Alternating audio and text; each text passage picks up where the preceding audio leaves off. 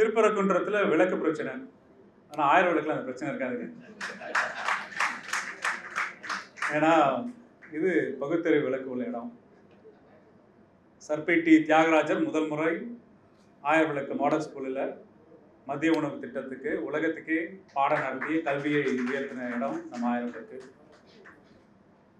நீதி கட்சி வரலாற்றில் படைத்து திராவிட கோரிக்கை முழுமை பெற்றுடன் என்ற நம்பிக்கையோட ஒரு விபத்தினால் இறந்து போன ஏடி பன்னீர்செல்வம் ஐயா வாழ்ந்த இடம் 1000 விளக்கு. நம் திராவிட முன்னேற்ற கழகத்தும் என்ற மாபெரும் அரசியல் சமூக இயக்கத்தை உருவாக்கி இன்னைக்கு இந்தியாவோட அரசியல் எந்த அரசியலாக இருக்க வேண்டும் என்று பல மாநிலங்களுக்கு வகுப்பு எடுக்கும் திராவிட முன்னேற்ற கழகத்தை உருவாக்கிய பேரறிஞர் அண்ணா வாழ்ந்த இடம் 1000 விளக்கு. நமக்கெல்லாம் சமூக நீதி கொள்கையை நடைமுறைப்படுத்தி இன்று தமிழ்நாட்டின் நவீன தமிழ்நாட்டின் சிற்பியாக வாழ்ந்த கோபாலபுரத்தில் வாழ்ந்த முத்தமிழின் கலைஞர் கலந்த இடம் 1000 விளக்கு. ஏன் அண்ணா அறிவாலயம் 1000 விளக்கு, அண்ணா மேம்பாலம் 1000 விளக்கு, ஏன் வள்ளுவம் உலக தழைக்க மறை பிற்போக்கும் எல்லா உயிர்க்கும் என்ற கருத்து சொன்ன வள்ளுவர் கோட்டமும் 1000 விளக்கு. அதனால தான் இன்னைக்கு சூர்யா சேகர் அண்ணன் 1000 விளக்கு எம்எல்ஏ கூப்பிட்டு இந்த புக்கோட நூல் அறிமுக விழாவை கொண்டாடுறதுக்கான தன்மை இருக்குன்னு சொல்லியிருக்காரு. இந்த நூல் படிக்கும் போது தோழருக்கு சொல்லணும், அவர் ஜியாலஜிஸ்டாக இருந்திருக்காரு, ஆந்த்ரோபாலஜிஸ்டாக இருந்திருக்காரு, ஹிஸ்டாரியனாக இருந்திருக்காரு, ஒரு ரிலிஜியஸ் ஆந்த்ரோபாலஜிஸ்ட் மாதிரி இந்த தியோசாபிக்கல் அப்படின்னு சொல்லும் போது மதங்களை ஆய்வு பண்ணுற கூறுகளுடைய ஆளாக செயல்பட்டிருக்காரு.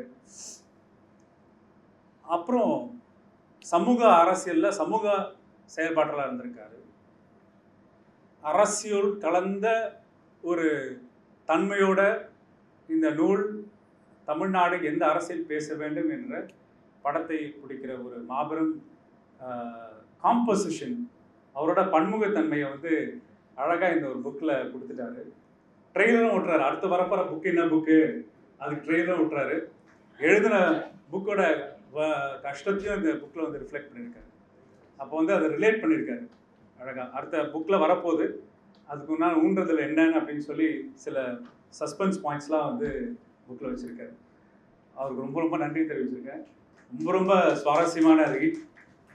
அப்போ தமிழ்நாட்டில் நீங்கள் இவ்வளோ பன்முகத்தன்மை இருந்தால் தான் தமிழ் சமூக அரசியலில் பயணிக்க முடியும் என்ற ஒரு யாத்ஸ்டிக்கை ஃபேஸ் பண்ணிட்டு போயிட்டார் அவர். அது இந்த நூல் அவரோட அவ்வளோ பெரிய ட்ராவல் எஃபர்ட் எல்லாத்தையும் அழகாக பிக்சரைஸ் பண்ணியிருக்கு. நம்ம தமிழ்நாட்டில் எல்லாத்தையும் பழகிடுவோம். ஒரு புக்கு தானே அப்படின்னு ஒரு பழகிற நோக்கம் இருக்கும், ஒரு நூல் தானே அப்படின்னு. அந்த பழகிற தன்மையை யதார்த்தமாக மக்கள் அதை எடுத்து போயிடுவாங்க. அதுக்கு பின்னாடி ஒரு மாபெரும் உழைப்பு இருக்கிறது. ஐயா உனக்கு மாபெரும் உழைப்பு இருக்கிறது, மாபெரும் உழைப்பு இருக்கிறதுன்னு என்ற ஒரு அந்த அந்த உழைப்பை ஒரு என்ன சொல்றது, ஜஸ்ட் லைக் தட் அப்படி டேக் இட் ஃபார் கிராண்டட் எடுத்துருவாங்க. அந்த டேக் இட் ஃபார் கிராண்டட் எடுக்கிற தன்மை தான் இன்னைக்கு பாஜகவும் ஆர்எஸ்எஸ் காரர்களும் தமிழ்நாட்டில் ஊடுருவ வழி பண்ணிருக்காங்க. அதை தோழர் சூர்யா சேவியர் அவர்கள், நீ பொய்ய மூலதனமா வச்சு பல கட்டுக்கதைகளை நீ அரங்கேற்றினா நாங்க கீழடிக்காரங்க தரவுகளோட திருப்பி அடிப்போம் அப்படின்னு என்ற எடுத்துக்காட்டு தான் இருக்கும். அதுவும் இன்னைக்கு நமக்கு மாண்புமிகு பாராளுமன்ற உறுப்பினர் அண்ணன் ராஜா அவர்கள், எங்கள் துணை பொதுச்செயலாளர் அவர்கள் வந்திருக்காருன்னா, பொய்யினாலே ஒரு கட்டமைக்கப்பட்டதை தனி மனிதனாக தரவுகள் கொண்டு தகட்டெறிந்த எங்கள் நாடாளுமன்ற உறுப்பினர் துணை பொதுச்செயலாளர் வச்சு இன்னைக்கு இந்த நூல் உரையை கொடுத்துருக்காங்க. அதற்கு அவர் ஏற்கனவே செந்தில்வேல் அவர் பேர் சொல்லி குறிப்பிட்டு சொல்லிட்டு போயிட்டாரு. யார் இந்த ஸ்டேஜில் அமைச்சு இந்த நூல் அறிமுக விழா தொடங்க வேண்டும் என்ற அமைப்பு இன்னைக்கு தந்தை பெரியார் விருது பெற்ற அக்கா அருள்மொழி அக்கா வந்திருக்காங்க. அதுக்கப்புறம் பொது உடைமை சித்தாந்த இயல் என்பது பகுத்தறிவு சிந்தனையும் வர்க்க போராட்டத்தையும் ஏன் நமக்கு படிநிலை ஜாதி தத்துவத்தை தகட்டெறிந்து நாம் இணக்கமாக செயல்பட வேண்டும் என்றதுக்காக கருப்பு சட்டையும் சிகப்பும் ஒன்று சேர்ந்துதான் இந்த செய்தியை கொண்டு போகணும் என்றதுக்காக ஐயா சண்முகம் ஐயா வந்திருக்காங்க. நான் ஒரு தடவை சட்டமன்றத்தில் வந்து நம்மளோட ஜவஹர்லால் அண்ணன் வந்து இந்து அறநிலைத்துறை அமைச்சர் சேகர் பாபு நிகழ்ச்சி அவர் ஏரியாவில் இருக்கிற கோயில்களுக்கு உடம்பழக்கை பற்றி கேட்பார். அவ்வளோ சிறப்புமிக்க சட்டமன்றம், இந்த மத சார்பின்மைக்கான கூறு. ஸோ அதனால் இன்னைக்கு ஜவஹர்லால் அண்ணன் வந்திருக்காங்க. இந்த நிகழ்வில் வந்து இந்த ஆய்வுத்தன்மை வந்து ரொம்ப ரொம்ப அவசியம்ன்றாங்க. என்ன அடிப்படைனா நீங்கள் பார்த்தீங்கன்னா, நாங்கள் ஆங்கிலத்தில் ஃபெட்டிசிசம்னு ஒரு வார்த்தை வச்சுருக்கோம். என்ன ஃபெட்டிசிசம்னா, ஒரு உயிரில்லாத பொருள் இருக்கும், அந்த பொருளுக்கு நான் பொய்யை பிம்பத்தை கட்டி அதுக்கு நான் வந்து சடங்குகள் கற்பித்து, பிறகு அந்த சடங்குகள் கற்பித்து அது தெய்வீக தன்மை இருக்குன்னு நம்ப வைத்து மக்களை வந்து மூட நம்பிக்கையை ஆழ்த்த வைக்கிறது. அது ஆப்பிரிக்கா, தென்னாப்பிரிக்கா நாட்டில் காடுகளில் மலைவாழ் மக்கள் மத்தியில் வந்து பூனையோட வால், காட்டு பன்னியோட முடி, புலியோட பல்லு, இது மாதிரி பல பொருட்களை வைத்து அங்கே இனக்குழுக்களை தலைமை தாங்கும் சில இனக்குழுக்கு தலைவர் எனக்கு அனுமாஷ சக்தி இருக்குன்னு என்ற மக்கள் நம்ப வைக்கிறதுக்காக அதை சுற்றி ஒரு சடங்கு முறையை உருவாக்கி மக்களை வந்து வழிபட வைத்து, அந்த வழிபட வைக்கும் போது நான் என் வழியாக தான் நீ வழிபட வைக்க முடியும் என்ற ஒரு தன்மையை வந்து ஆங்கிலேயர்கள் பல நாடுகளை போய் ஆய்வு பண்ணும்போது இந்த ஃபெட்டிசிசம் வந்து என்ற வார்த்தையை வந்து காயின் பண்ணுறாங்க. ஒரு உயிரில்லாத பொருட்களுக்கு அந்த குழுக்கின் தலைவன் நான் உங்களை அடிமைப்படுத்துவதற்கான பயன்படுத்துகிற கருவியல், அவ்வளோதான். அப்போ அந்த பொருளோட தன்மையை பற்றி பொதுமக்களுக்கு போய் சேராது. அது அனுமானுஷிய சக்தி உள்ளது, சர்வ ஆற்றல் படைத்தது, ஆனால் அது என் கண்ட்ரோலில் இருக்குது, ஆனால் நீ என் கண்ட்ரோலில் இருக்கணும். இந்த அடிப்படை ஸ்ட்ரக்சர் தான் எல்லா அடிப்படையிலையும் பல மக்களை வந்து அடிமைப்படுத்துக்கான பயன்படுத்திய கருவிகள். ஆனால் நம்ம சூர்யா சேவியர் அவர்கள் என்ன பண்ணியிருக்காருன்னா, கீழடியில் இருக்கிற மக்களுக்கு அந்த தேவையே இல்லை. பல்வேறு அகழ்வாராய்ச்சி ஆனதுக்கப்புறமும் தமிழர்களுக்கு இதே மாதிரி ஒரு ஃபெட்டிசிசம் மாதிரி பொருள்களை வந்து யாரும் கண்டுபிடிக்கல. முழுமையான பகுத்தறிவாதிகளாக தமிழ் மக்கள் வாழ்ந்து கொண்டிருந்திருக்கார்கள் என்ற தரவுகள் அடிப்படையில் தான் அவர் மதுரையோட அவரோட வரலாறை வந்து கொண்டு போகிறார். அந்த ஒரு அடிப்படையில் பார்த்தீங்கன்னா, ஹிஸ்டாரிக்கலாக அவர் என்ன பண்ணுறாருன்னா, கீழடியிலேருந்து ஆரம்பித்து பல்வேறு இனக்குழுக்களாக நம் தமிழ் மக்கள் செயல்பட்டு, பிறகு கடையெழு வழங்கல்கள், அப்புறம் 3 அரசுகள், சேர சோழ பாண்டிய அரசு, பல்வேறு அரசியல் சமூக அரசியல் மாற்றங்களை வந்து மன்னர்களின் முறை அடிப்படையில் வந்து திருப்புருகன்றத்தை வச்சு நம்ம தமிழ்நாட்டோட ஒரு ஆந்த்ரோபாலஜிக்கல் ஹிஸ்ட்ரியை வந்து அழகாக கொண்டு வந்துட்டாரு. அது ஒரு பக்கம். இன்னொரு பக்கம் என்ன பண்ணுறாருன்னா, ஆரம்பத்தில் எப்படி நில புவியீர்ப்பு ஆயிருக்கு, எப்படி மலைகள் உருவாயிற்று என்று அவர் கிழக்கு தொடர்ச்சி மலையும் மேற்கு தொடர்ச்சி மலையும் குன்றம் என்ற அடிப்படைக்கான ஒரு ஜாகிரபிக்கல், ஒரு நேஷனல் ஜாகிரபி சேனல் மாதிரி நம்மளை கொண்டு போய் ஒரு நம்ம வாழ்க்கையில் நிறைய ட்ராவல் பண்ணிப்போம் தமிழ்நாடு முழுக்க. அவர் என்ன பண்ணுறாரு, ஒரு இடத்துலையும் ஒரு லொக்கேஷனை ஐடென்டிஃபை பண்ணி அந்த லொக்கேஷனில் வந்து நம்ம அதை கிராஸ் பண்ணியிருப்போம். இந்த லொக்கேஷனை நீ போனனா இந்த ஹிஸ்ட்ரி உனக்கு ஞாபகம் வரும் அப்படின்னு சொல்லி பல்வேறு எடுத்துக்காட்டோட அவர் வந்து படம் பிடிச்சு காமிச்சிருக்காரு. முக்கியமாக ஒரு இடத்துல வந்து மதுரை மெடிக்கல் காலேஜில் ஒரு ஸ்பாட்டை சொல்கிறாரு. அது பயங்கர வியாபாரம் இருந்தது படிக்கும் போது. தஞ்சாவூர் மெடிக்கல் காலேஜில் இப்போ தஞ்சாவூர் மன்னன் செப்பேடு கிபி 1614 ஆண்டில் வந்து ஒரு வைதீக சமய பெண் வந்து தஞ்சாவூர் காட்டுப்பகுதியில் கல்வர்களால் வழிமடிக்கப்படுறாங்க. அப்போ வந்து அங்கே வந்து ஒரு பக்கீர் அப்படின்னு ஒரு இஸ்லாமிய சகோதரர்கள் வந்து அந்த கல்வர்கள்கிட்டேருந்து அந்த பெண்ணை காப்பாற்றும் போது அவர் வந்து இறந்துடுறாரு. அந்த பொண்ணு அங்கே இறந்துடுறாங்க. அது எங்கன்னா அந்த தர்கா அதுக்காக உருவாக்கியிருக்காங்க மக்கள் அவர் மரியாதை செலுத்துறதுக்காக.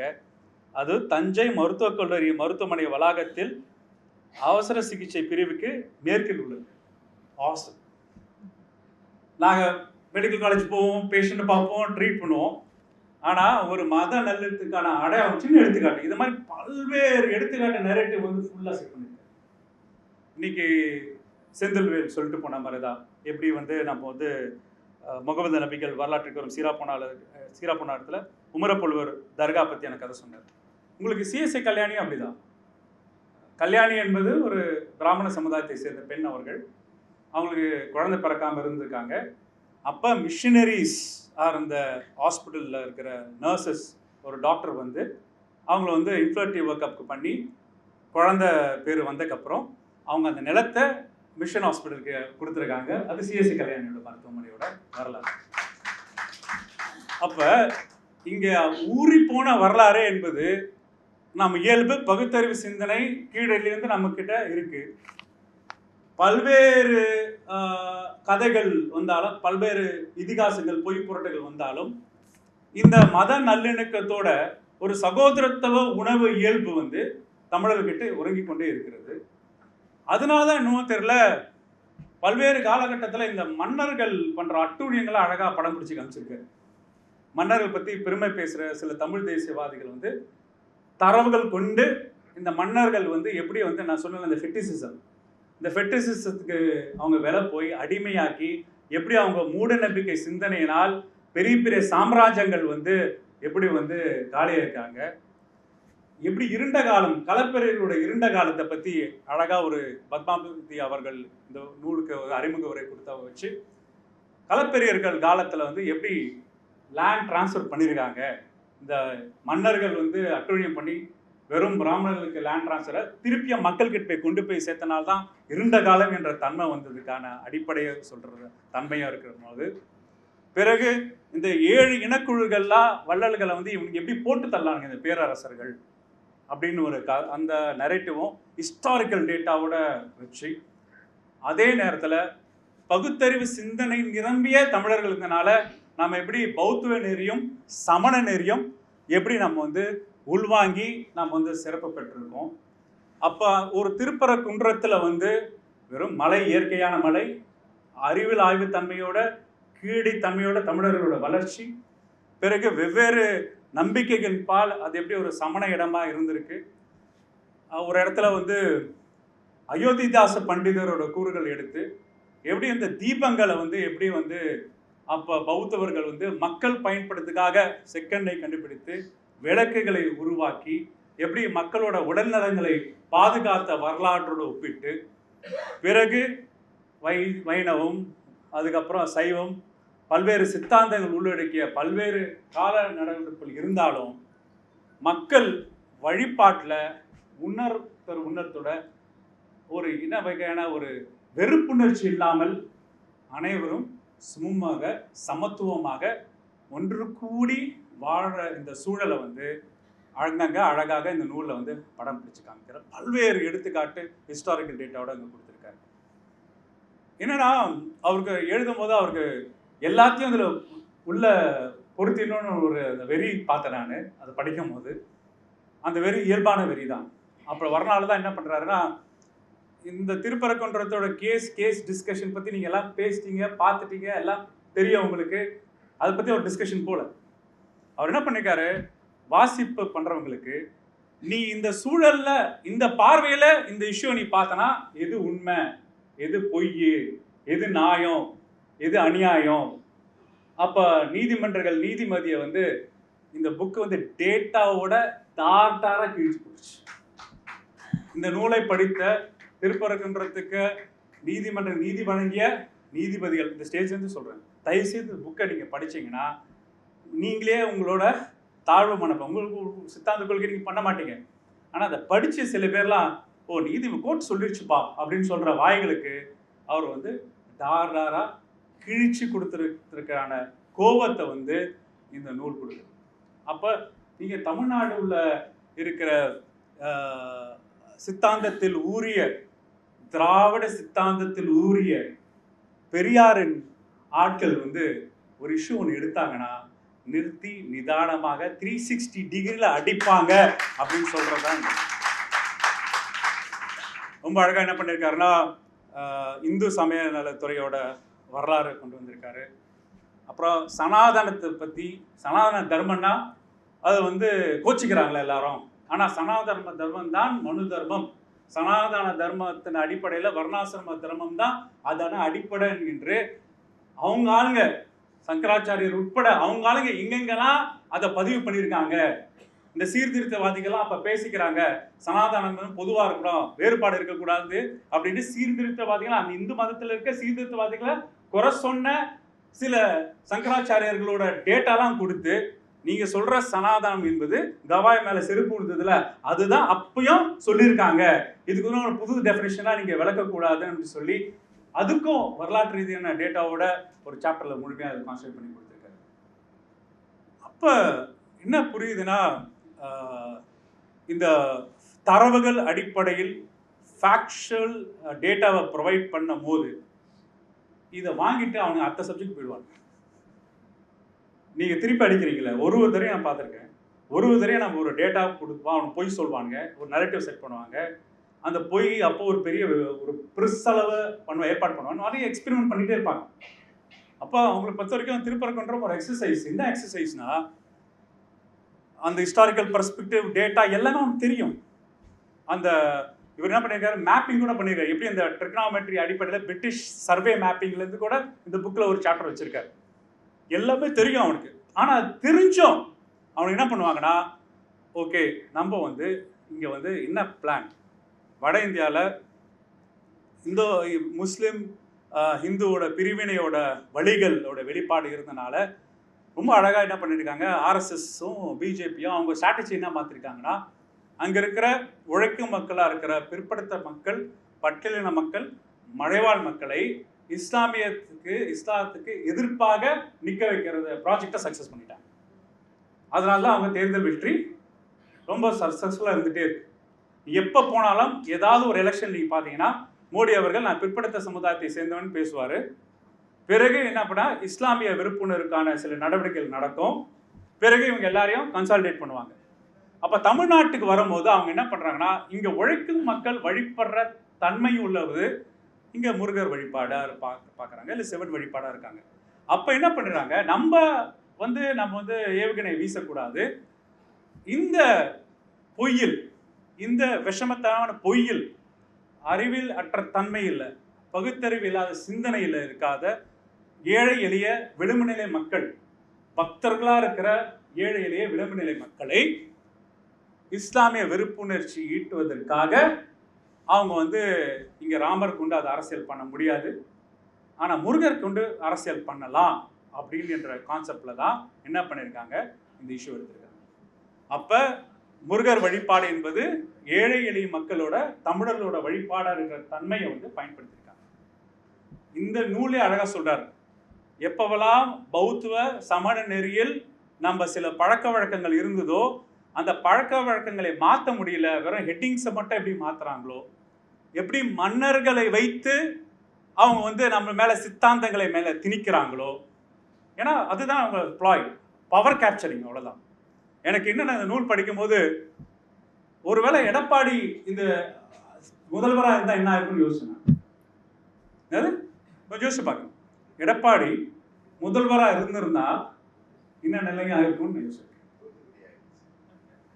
ஆமாம், அப்போ நான் தமிழ் மக்கள் பார்த்து இது விவாதத்தை வைக்கிறேன். நான் அப்போ இங்கே ஒரு திராவிட சித்தாந்தத்தில் ஊறி போன ஒரு தமிழ்நாட்டு முதல்வர் பாதுகாவலராக இருக்கிற காரணத்தினால்தான் உங்களோட அந்த சதி வேலை தகற்றப்பட்டது, உங்கள் ஃபார்முலா ஃபெயிலியர்.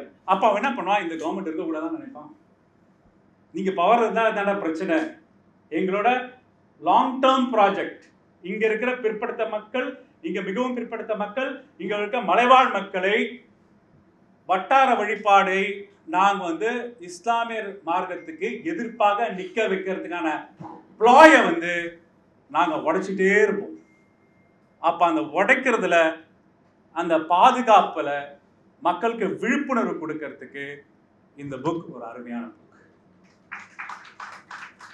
அப்ப இந்த நூல் வந்து நம்ம வந்து இந்த வாசிப்பு என்பது வெறும் ஒரு திருப்பரங்குன்றம் ஒரு டாபிக் தான். அவர் கிளவரா என்ன பண்ணிருக்காரு, ஒரு சென்சிட்டிவான டாபிக் எடுத்துட்டு என்ன பண்ணிருக்காரு, இந்த அரசியலை வந்து இங்க வந்து அவனுக்கு பண்ணிட்டே இருக்கிறானுங்க, இதுதான் அவங்களோட ஸ்ட்ராட்டஜி, 2500 வருஷமாக அவங்க இதுதான் பண்ணிட்டு இருக்காங்க, அத தமிழ் மக்களே யோசிங்க. உங்களுக்கு ஒரு பகுத்தறிவு பின்னணி இருக்கு, சரி பகுத்தறிவு வரலையா, உங்களுக்கு ஒரு மத நல்லிணக்கம் பின்னணி இருக்கு, மத நல்லிணக்கம் ஒரு சகோதரத்துவ பின்னணி இருக்கு. பல்வேறு எடுத்துக்காட்டுல வந்து இஸ்லாமியர்களும் தமிழர்களும் இரண்டும் ஒன்றோட ஒன்றாக பின்னி பிணையப்பட்டிருக்காங்க. ஏன்னா நபிகள் நாயகம் சொன்ன ஒரு பொது உடைமை கருத்துக்களோ, இல்ல பௌத்தம் சொன்ன ஒரு பொது உடைமை கருத்துக்களோ, இல்ல சமணம் சொல்ற ஒரு பொது உடைமை கருத்துக்களோ, ஏன் சில முற்போக்காக சில சைவத்திலும் வைணவத்திலும் இருக்கிற ஒரு சார்புடைய கருத்துக்களோ ஒன்று சேர்த்து தான் தமிழ் சமூகம் வளர்ந்து வந்துட்டு இருக்கிறது. தயவு செய்து உங்களோட ஆன்செஸ்ட்ரல் மெமரியை வந்து நீங்க மறந்துடாதீங்க. உங்களுக்கு ஒரு கலெக்டிவ் மெமரி இருக்கு, அந்த கலெக்டிவ் கான்சியஸ்னஸ் இருக்கு, அது தமிழ் கான்சியஸ்னஸ் இருக்கு. அப்ப அதை நினைவுபடுத்தினார். யார் நினைவுபடுத்திருக்காங்கன்னா பெரியார் நினைவுபடுத்திருக்கார், எங்க அண்ணா நினைவுபடுத்திருக்கிறார், திராவிட இயக்கங்கள் நினைவுபடுத்தி இருக்கு. அப்ப இந்த மாதிரி களம் அமைக்கும் போது இங்க ஒரு அரசாணையில் ஒரு மத சார்பற்ற கொள்கை உள்ள ஒரு உண்மையான திராவிட சித்தாந்த ஒரு முதல்வர் அமர்ந்து கொண்டிருக்கிறார். அவரை பாதுகாக்க வேண்டும். இந்த சதி வேலைக்காக இந்த ஒரு நூல் ஒரு வழிமுறையாக அவர் வந்து புக்க கொடுத்திருக்கார். இறுதியான செய்தி தோழர்களே, என்னன்னா இப்போ பல இந்த மாதிரி இஷ்யூஸ் அவனுக்கு அஜெண்டாவில் இருக்கும், மேப் பண்ணிட்டே இருப்பாங்க, பல்வேறு ஸ்பாட்ஸ் ஐடென்டிஃபை பண்ணுவானுங்க. அந்த ஸ்பாட்ஸில் வந்து இந்து முன்னணி போன்ற அரசியல் கட்சிகள், சமூகத்தில் பயணிக்கிற இந்த வேல் கொண்டு எல்லா வகையான ஆளுங்களை வந்து ஏவி விடுவாங்க. அது நீதிமன்றங்களும் அதை பயன்படுத்துவாங்க. அப்போ நீதிமன்றங்கள் பயன்படுத்தும் போது மார்க் கேலண்டர்னு ஒரு ஆய்வாளர், அவர் என்ன பண்ணுறாருன்னா, நீதிமன்றங்கள் முக்கியமாக உச்ச நீதிமன்றங்களோட தீர்ப்புகள்லாம் அவர் வந்து அசஸ் பண்ணுறாரு. அவர் அசஸ் பண்ணும்போது என்ன பண்ணுறாருன்னா, நம் இந்தியாவில் இந்த சுதந்திரம் பெற்ற பின், குடியரசான பின், அவர் வந்து ஒரு 50 வருஷம் எடுத்துக்கிறார், 1950 to 2000 வரைக்கும், இது வரைக்கும் அவனுக்கு கொடுத்த ஜட்ஜ்மெண்ட்ஸ்லாம் அசஸ் பண்ணுறாரு. அப்போ அசஸ் பண்ணிட்டு அவர் என்ன சொல்கிறாருன்னா, நம் நாட்டில் உள்ள நீதிபதிகள் வெறு சில பேர் தான் அவங்களோட உண்மையான ஜஸ்டிஸ் டெலிவர் பண்ணியிருக்காங்க. ஆனால் முக்கால்வாசி பேர் என்ன பண்ணுறாங்கன்னா, அவங்களோட பூர்வீக தன்மையில் உருவான அறிவு இருக்குல்ல, அது அறிவுன்னு சொல்ல முடியாது, அவங்களோட கொள்கை சித்தாந்தம், பூர்வீகம் என்ற வார்த்தையை அவர் யூஸ் பண்ணுறாரு, அதுதான் அவங்க ஜட்ஜ்மெண்ட்ஸில் முன்னோக்கி இருக்கு அப்படின்ற. அப்போ இங்கே வந்து நீதியோ இல்லை நியாயமோ நீதிமன்றங்களில் வந்து இந்த திருப்பரங்குன்றம் விஷயம் வெகுஜன மக்களுக்கு நீதிமன்றங்கள் மேல் இருக்கிற நம்பிக்கை இழக்கும் செயலாக இது செயல்பட்டிருக்கா இல்லையா? என்னப்பா இவ்வளோ அட்டூழியம் பண்ணுறாங்க, என்னப்பா இது, என்ன இது இவ்வளோ அட்டூழியம் பண்ணுறாங்க? அப்பா லேண்ட் கோர்ட் சொல்லிடுச்சுல அப்படின்னு ஒரு ஸ்டேட்மெண்ட், கோர்ட் சொல்லிடுச்சுல, யார் சொன்னது, எந்த ஜட்ஜு சொன்னது, எந்த சித்தாந்தத்தை உடையவர், அதுக்கு முன்னாடி அவர் ட்ராக் ரெக்கார்டு என்ன, அவருக்கு முன்னாடி ஒரு எப்படி அவர் அவுட் ஆஃப் த வே ஒரு மனு தர்ம கோட்பாட்டுக்காக ஒருத்தர் வந்து பாதுகாத்திருக்காரு, அவர் ஜட்ஜ்மெண்ட் சொல்றாரு. எதுக்காக சொல்றாருன்னா, அவர் சொல்றாரு, அதை நடைமுறைப்படுத்தி கீழே வந்து ஆளுங்க ரெடி பண்ணி இருக்கிறாங்க. அப்ப இந்த மாதிரியான ஒரு காலகட்டத்தில் தான் நம்ம செயல்பட்டு இருக்கோம். இன்னும் பல்வேறு சேலஞ்சஸ் நமக்கு வரப்போகுது, பல்வேறு ரூபத்தில் வரப்போகுது. ஏன்னா இது தொடர்ந்து கொண்டே இருக்கிறோம், அதுக்கு நம்ம தயாராகுவோம் என்றதுக்காக இந்த நூல் நமக்கு ஒரு முக்கியமான காலத்தின் தேவையான ஒரு பொக்கிஷம் சொல்லலாம், பாதுகாப்பு சொல்லலாம், டேட்டா ட்ரிவன் டெக்ஸ்ட் புக்னு சொல்லலாம். இந்த book must read by everyone. நன்றி, வணக்கம்.